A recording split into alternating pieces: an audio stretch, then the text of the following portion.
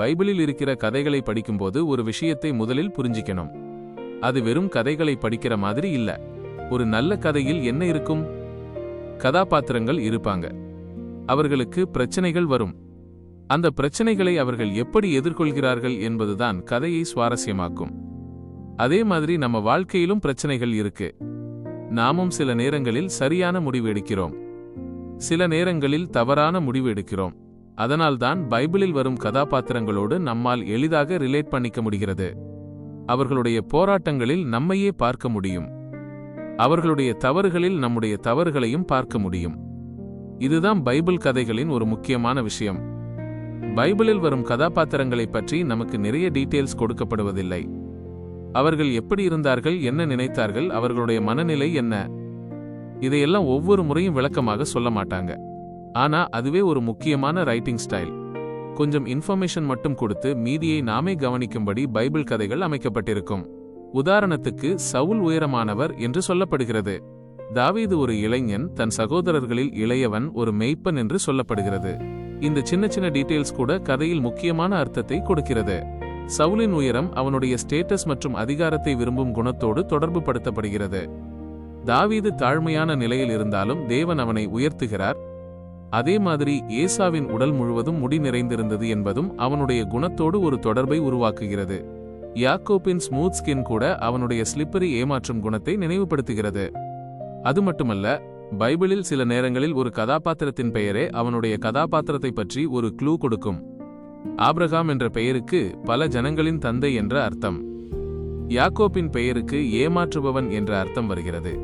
Ruth என்ற பெயர் refreshment அல்லது புத்துணர்ச்சி என்ற கருத்தை கொண்டது. சவுல் என்ற பெயர் கேட்கப்பட்டவன் என்ற அர்த்தத்தை தருகிறது. மக்கள் கேட்டுக்கொண்ட ராஜாவாக சவுல் வருவது கூட கதையில் ஒரு சுவாரஸ்யமான கனெக்ஷன். அதாவது பைபிள் கதைகள் கொஞ்சம் இன்ஃபர்மேஷனை வைத்து நிறைய மீனிங்கை சொல்லும். இன்னொரு முக்கியமான விஷயம் என்ன தெரியுமா? பைபிள் கதைகள் கதாபாத்திரங்களுடைய தாட்ஸை எப்போதும் நேரடியாக சொல்லாது.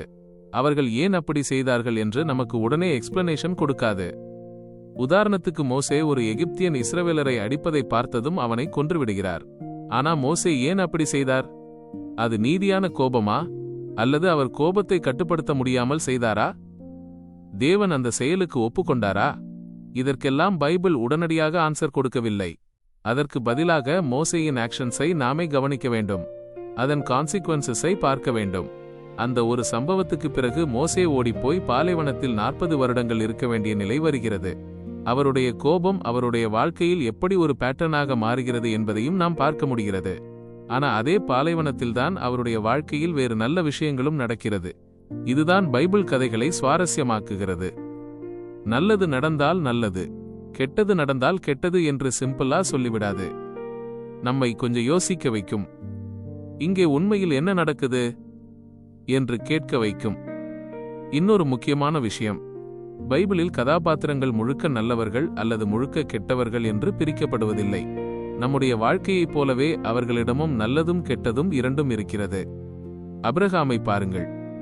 அவர் விசுவாசத்தின் மனிதர். ஆனா அவருடைய வாழ்க்கையிலும் பெரிய தவறுகள் இருந்திருக்கிறது. தாவீதை பாருங்கள். அவர் தேவனுடைய இருதயத்துக்கேற்ற மனிதன் என்று அழைக்கப்படுகிறார். ஆனா அவரும் பெரிய பாவங்களில் விழுந்தார்.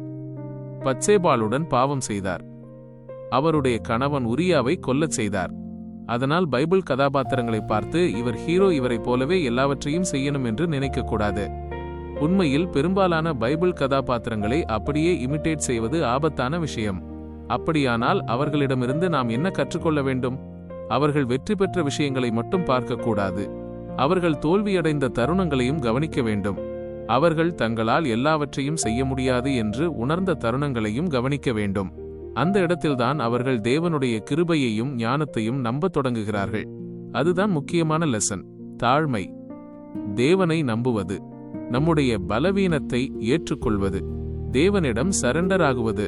இதுதான் பைபிள் கதாபாத்திரங்களின் வாழ்க்கை நமக்கு கற்றுக் கொடுக்கும் மிகப்பெரிய விஷயங்களில் ஒன்று. இன்னொரு ஆச்சரியமான விஷயம் என்ன தெரியுமா? இந்த மனிதர்கள் மீண்டும் மீண்டும் தவறு செய்தாலும் தேவன் அவர்களோடு தொடர்ந்து செயல்படுகிறார். அவர்களுடைய தோல்விகள் தேவனுடைய திட்டத்தை முடிவுக்கு கொண்டு வரவில்லை. இதில் தேவனுடைய பேஷன்ஸையும் லவ்வையும் பார்க்க முடிகிறது. அதனால்தான் பைபிளில் வரும் கதாபாத்திரங்களை படிக்கும்போது நான் இவரை போல ஆகணும் என்று மட்டும் கேட்காமல், இந்த மனிதனுடைய வாழ்க்கையில் என்ன நடக்கிறது, அவர் எங்கே தவறு செய்தார்? அவர் எப்படி மாறினார்? தேவன் அவருடைய தோல்விக்கு எப்படி பதில் கொடுத்தார் என்று கேட்க வேண்டும்.